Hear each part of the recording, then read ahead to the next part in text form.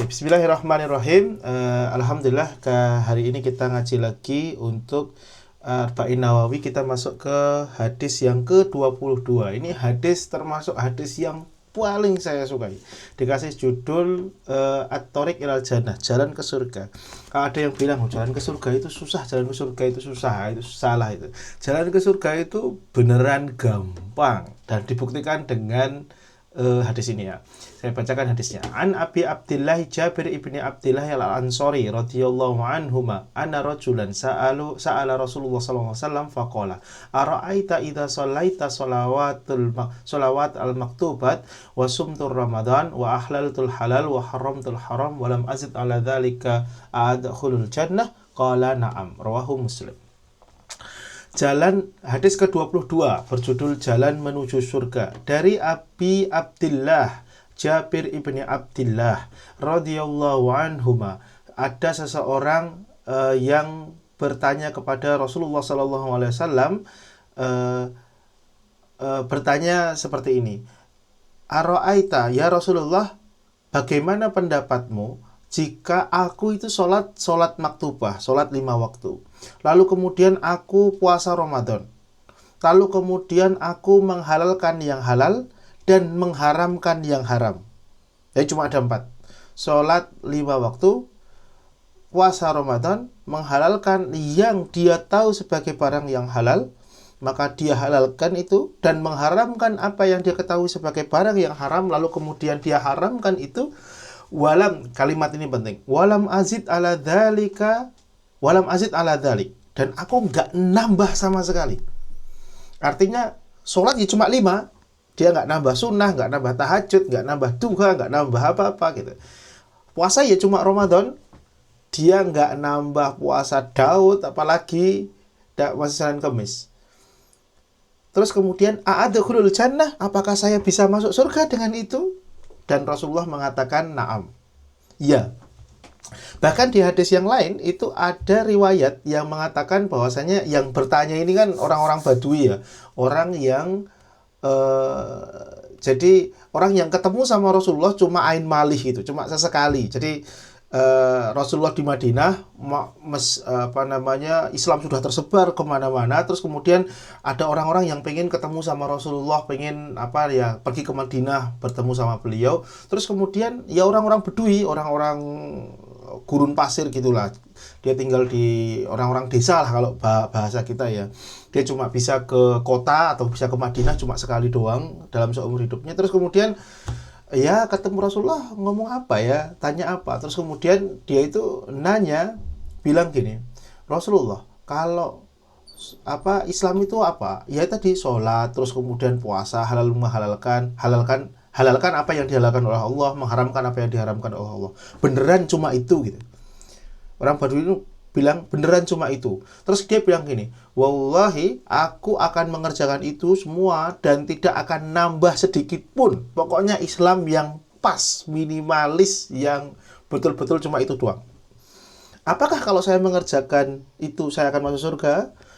Rasulullah mengatakan iya. Lalu kemudian ketika Badui ini pergi, Rasulullah bilang kepada para sahabat yang terus kemudian meriwayatkan hadis yang semisal seperti ini, beliau mengatakan, kalau orang yang bertanya tadi, orang Badui tadi itu yang bertanya tadi itu betul-betul melakukan apa yang dia katakan tadi, pas cuma itu doang, maka dia masuk penghuni surga. Dia masuk ahli surga. Apa yang didapat dari hadis ini? Kenapa saya senang banget? Hadis ini menjadikan saya ketika dakwah terutama kepada orang-orang yang masih baru itu enak. Teman-teman semuanya yang dakwah sama temannya tentang kemudian Islam itu apa, jangan terus kemudian dakwah kepada mereka itu sholat tahajud, baca Quran yang banyak, apalagi amalan-amalan yang cenderung memberatkan lah. Orang Jerman kan mungkin nggak terlalu suka kumpul ya, terus kemudian kita ajak kumpul terus. Sunat itu sebenarnya setahu saya sunnah ya. Tapi ya sunnah yang sangat dianjurkan, mendekati wajib. Kalau mungkin ya nanti, nggak apa. Kalaupun sunat itu nanti. Jadi bukan top tier. Bahkan mohon maaf, memakai jilbab, Memang wajib, tapi ingat, wajibnya memakai jilbab itu bukan top tier. Bukan, pokoknya ada yang wajib, wajib banget. Ada yang ya wajib, tapi itu terakhir aja lah, nggak apa-apa gitu loh. Itu dibuktikan, kalau masalah jilbab tadi ya, mungkin saya bisa menambahi, itu dibuktikan, ayat jilbab itu turun di hampir Nabi Muhammad SAW itu meninggal. Jadi di akhir risalah sekitar, jadi Nabi meninggal 11 kalau dihitung dari Hijriah ya, 11 Hijriah sekitar 13 Hijriah. Mohon maaf, 13 Hijriah Nabi meninggal. Hijab itu kalau tidak 9, sekitar 9 Hijriah. Itu agak di akhir gitu. Apa namanya? Itu maka ketika teman-teman semuanya mau berdakwah kepada orang-orang baru, orang-orang yang mau mu'alaf, jangan langsung hijab, wajib semuanya tutupi. Padahal sebelumnya mereka buka-bukaan seenak jidat mereka. Jangan langsung diajak puasa sunnah, langsung baca Quran yang ngaji sampai 2 jam duduk gitu. Itu namanya nggak bijak. Itu namanya nggak bijak. Amalkan hadis ini. Apa itu? Yang penting kamu sholat. Ya. Yang penting kamu sholat. 5 waktu itu kamu jaga. Itu pun, saya menurut ayah saya, wallahu alam ijtihad ini benar atau enggak ya, tapi saya masih pakai kalau memang membutuhkan. Sekali lagi, kalau memang membutuhkan. Biasanya ayah saya kalau tahu nih orang ini kok sholatnya ya kadang sholat kadang enggak seirak jidatnya gitu kan, kita tahu lah orang-orang yang seperti itu. Terus kemudian datang waktu zuhur, ya wis zuhur sambil asar dijamak sekalian, karena tahu nanti kalau pulang sudah pisah sama ayah saya ketika itu, dia nggak akan sholat asar. Nanti kalau pas waktu maghrib, yes maghrib sama isya sekalian cuma nambah 4 gitu. Maka sholatnya jadi cuma 3 waktu. Subuh itu pun kalau pas lagi ketemu ya. Dan kalau dia mau sholat, atau bangunnya lah dia. Terus kemudian zuhur asar jadi 1. Maghrib isya jadi 1. Kalau ditanya, Ustadz itu salah secara fikih. Betul, secara fikih salah. Tapi yang tadi itu, yang namanya berdakwah itu harus tadarruj namanya, pelan-pelan. Bahkan dalam satu kasus ya, kalau dia itu peminum minuman keras gitu ya, yang sulit banget untuk berhenti minum minuman keras. Dalam Islam itu mengenal aspek tadarruj, step by step untuk mengharamkan minuman keras. Ingat, ini bukan untuk kita. Buat mereka yang kita lihat, wah kok ini kok kalau langsung diharamkan langsung, dia nanti malah nggak jadi Islam. Nah, taruhannya malah nggak jadi Islam tentunya ya. Bukan bukan yang sekedar malas ya tentunya ya. Kalau bisa langsung berhenti ya berhenti. Tapi kalau taruhannya, waduh, ya udah nggak apa-apa. Tapi tadarrujnya seperti dalam Islam. Islam kan khamr itu yang pertama dikatakan ini tuh ada baiknya tapi ada buruknya. Terus kemudian tadarruj kedua, ya sudah kamu la taqrabus sholata wa antum sukara. Enggak apa, tapi kalau kamu sudah mau sholat, sudah waktunya dekati sholat, kamu jangan minum. Nah, kayak gitu-gitu. Baru kemudian yang ketiga dikurangi, baru kemudian yang terakhir diharamkan. Itu namanya tadarruj. Tapi kembali ke hadis ini. Hadis ini mengatakan bahwasanya yang namanya Islam itu sebenarnya gampang. Sering-sering yang membuat Islam itu susah sebenarnya adalah dai-nya, kitanya. Apa Islam itu mudah ya? Cuma sholat 5 waktu. Ini ingat ya, buat mereka yang baru ya, buat bapak, teman-teman semuanya yang saya yakin Islamnya sudah, terus jangan mengamalkan hadis ini, terus kemudian bilang, oh yang penting sholatnya 5 waktu saja gitu. Jangan. Terus kemudian sunnahnya ditinggal semuanya, yang sudah baca Quran ya, kahfinya juga ditinggalkan karena dibilang, oh ustadznya sudah bilang, nggak perlu baca kahfi, yang penting sholat sama puasa Ramadan lah, itu masa sudah. Jangan kayak gitu ya. Ingat, ini untuk mereka yang hitungannya awam. Namanya Islam itu sebenarnya, jadi bare minimum kita bilangnya itu, bare minimum Islam untuk masuk surga itu gampang. Sholat 5 waktu, puasa Ramadan, menghalalkan yang halal, mengharamkan yang haram. Nah, di sini nggak ada zakat sama nggak ada haji, karena hadis ini itu muncul sebelum diwajibkannya zakat dan haji. Jadi nanti hadisnya ditambahi, adanya tambah zakat sama haji, jika keduanya tentu jika mampu. Maka ada banyak hadis kalau Anda baca, biasanya nggak ada kewajiban haji. Kenapa? Karena haji itu diwajibkan di akhir banget. Jadi kemungkinan besar hadis itu diriwayatkan ketika awal-awal Islam ada di Madinah, gitu, sebelum diwajibkannya haji atau sebelum diwajibkannya zakat. Jadi gitu teman-teman ya, intinya Islam itu gampang. Nah, bare minimumnya seperti itu. Maka ketika ada orang yang meninggalkan sunnah, itu kita umumnya nggak boleh mencela. Kalau meninggalkan sunnah, misal meninggalkan sunnah apa? Dia jenggotnya dipotong semua. Ya, jenggot itu sunnah. Tapi ya sudah, nggak usah dicela kalau dia memang tidak mau. Karena sekali lagi sunnah. Ya, kalau ada yang mengatakan, kalau zaman sahabat dulu mengerjakan sesuatu karena sunnah. Kalau zaman sekarang banyak orang meninggalkan sesuatu karena sunnah. Kan beda kasusnya ya. Ya, karena beda iman tentunya ya. Jadi karena memang beda iman. Jadi masalah jenggot, masalah isbal, kaki, celana atau sarung di atas mata kaki harus seperti itu tuh masuk kategori sunnah. Itu pun nanti tergantung perdebatan dengan para ulama tentunya ya. Apalagi kafian seperti ini, ingat itu sunnah. Terus kemudian yasinan, itu sunnah. Kalau terus kemudian justru itu membuat orang-orang itu jauh dari masjid, dari sholat, dari Islam, ingat, kita sebagai seorang muslim itu harus bijak dalam mendakwahkan sesuatu. Jadi yang pertama, sholat 5 waktu. 2, puasa Ramadan. Nggak perlu puasa sunnah, tapi buat teman-teman semuanya tentu ya, laksanakan puasa sunnah. Kalau ternyata bisa tentunya. Ada penelitian kemarin dilakukan sama orang Inggris, saya lupa, dia dokter gitu. Kebetulan penelitiannya itu cocok dengan Islam, makanya saya bawakan. Dia meneliti soal intermittent fasting. Jadi kata dia, intermittent fasting paling bagus itu adalah seminggu 2 kali. Nah, kalau kita kan Senin Kemis ya tentunya. Kalau kata dia, menurut, dan dia tenaga kesehatan. Saya tidak tahu tepatnya dokter atau apa, tapi dia itu pengisi show termasuk terkenal, saya lupa namanya, di Inggris. Terus kemudian dia mau menyembuhkan dirinya dari penyakit. Katanya orang yang suka intermittent fasting 2 kali seminggu itu akan terhindar dari penyakit-penyakit obesitas, penyakit kanker, bahkan demensia. Yang ketika tua itu gampang lupa. Itu bahkan seperti itu. Maka itu penelitiannya orang barat, pas cocok dengan hadis Nabi, makanya kemudian saya bawakan.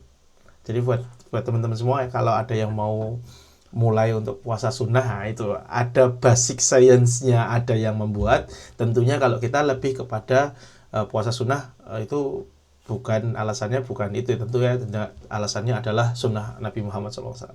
Yang ketiga, menghalalkan yang halal. Yang halal itu banyak, yang halal itu jelas dalam Islam. Yang haram itu juga jelas. Yang sering dalam Islam, yang sering dalam dunia kita itu sebenarnya perkara-perkara subhat. Nah, yang halal jelas halal. Ingat, tidak boleh seorang muslim mengharamkan yang halal. Nggak boleh. Dia tidak melakukan nggak apa-apa. Tapi mengharamkan yang halal nggak boleh. Menghalalkan yang haram juga nggak boleh. Seringnya orang itu menghalalkan yang haram, ya. Tapi juga kebalikan itu nggak boleh loh. Mengharamkan yang halal itu nggak boleh loh. Itu ya harus diingat. Misal, saya mohon maaf ya, mungkin kasus contohnya agak ini. Seorang istri yang tidak suka dipoligami terus kemudian mengharamkan poligami. Itu nggak boleh. Kalau dia hanya mengatakan saya tidak mau dipoligami, itu nggak apa-apa. Tapi mengharamkan sampai mengatakan atau mencaci syariat poligami, itu dosa besar itu. Hasilnya seperti itu. Termasuk apa ya, kalau mengharamkan yang halal yang paling sering. Mungkin teman-teman tahu apa? Yang sekarang tuh gara-gara banyak orang yang ngomong dikit-dikit haram gitu loh. Jadi kalau itu memang halal, nggak boleh diharamkan. Gitu ya. Nah, kebanyakan yang haram itu sebenarnya jelas, yang halal itu sebenarnya jelas, yang paling banyak itu adalah perkara syubhat, mustabihat. Buat teman-teman semuanya, lah yang ini nih, mustabihat ini menguji apa yang disebut sebagai sifat waro, sifat kehati-hatian seseorang supaya tidak terjerembab dalam dosa. Contoh sifat waro apa? Dulu saya pernah menyontohkan, misal boleh nggak makan makanan, ambillah misal KFC gitu di Jerman. Boleh nggak makan makanan ayam seperti KFC, Burger King, atau McD, atau apa lagi? Kalau Anda pakai pendapat ulama yang meringankan, boleh, karena dia sembelihan dianggap sembelihan Nasrani. Tapi kalau Anda mementingkan sikap waro Anda, supaya tidak menggampangkan sesuatu terus kemudian justru terjerembab dalam keharaman, maka makanan-makanan seperti ini harus dihindari. Satu, karena sesembelihannya juga, ya ulama banyak yang mendebat soal itu. Mayoritas setahu saya itu mengharamkan, meskipun ada minoritas yang menghalalkan, mayoritas bahkan mengharamkan. Terus kemudian ya tentunya afiliasi, ya masalah afiliasi. Itu namanya sikap waro. Kehati-hatian kalau bisa. Gitu. Apalagi kerja di bank di bagian yang mengkampanyekan jual belinya. Kalau kerja di bank di bagian IT-nya itu masih agak jauh. Bagian satpamnya itu masih agak jauh. Oke, emang mendekat, tapi tetap enggak sedekat dengan kerja di bank di bagian yang memasarkan ribanya. Itu seperti itu. Itu namanya sikap waro. Terus kalau dapat posisi-posisi yang seperti ini, gimana? Kita harus satu, mawas diri. Kerja di Jerman ini kebanyakan harus mawas diri, teman-teman semuanya, bapak-bapak sekalian, mas sekalian. Salah satunya dengan apa? Mawas dirinya untuk masalah finansial, zakat. Saya sering sekali mengatakan ini. Zakat. Berikan porsi dari pendapatan bapak mas sekalian untuk dizakati. Saya pribadi sudah ngitung zakat saya. Per bulan saya keluarkan sekian untuk zakat. Niatnya zakat, bukan sedekah ya. Niatnya zakat. Karena setahu saya, satu-satunya akad dalam Islam yang tujuannya adalah untuk menyucikan harta kita, itu adalah zakat. Bukan sedekah. Nah, zakat dulu, baru kemudian nanti sedekah. Kalau Anda mau niru saya pribadi, saya zakat, saya langsung ngitung selama setahun, saya tabrak aja misal saya nggak ngomong misal zakat saya per bulan saya hitung 10 euro misal, terus kemudian saya naikkan biasanya misal 20 euro per bulan, lalu kemudian setahun saya hitung berarti kali 12 jadinya 240 euro gitu, terus kemudian saya cari orang yang memang layak untuk menerima zakat, biasanya saya nyari di Indonesia untuk studi dia, untuk anak-anak yang masih SMP SMA yang butuh dana pendidikan, saya kasihkan ke mereka. Itu contoh saya pribadi. Nah, kalau teman-teman punya yang seperti itu, sudah punya ponakan, punya siapa, silahkan. Zakat dibayarkan kepada mereka yang bukan ada di tanggungan Anda. Yang bukan di tanggungan Anda. Tanggungan Anda siapa?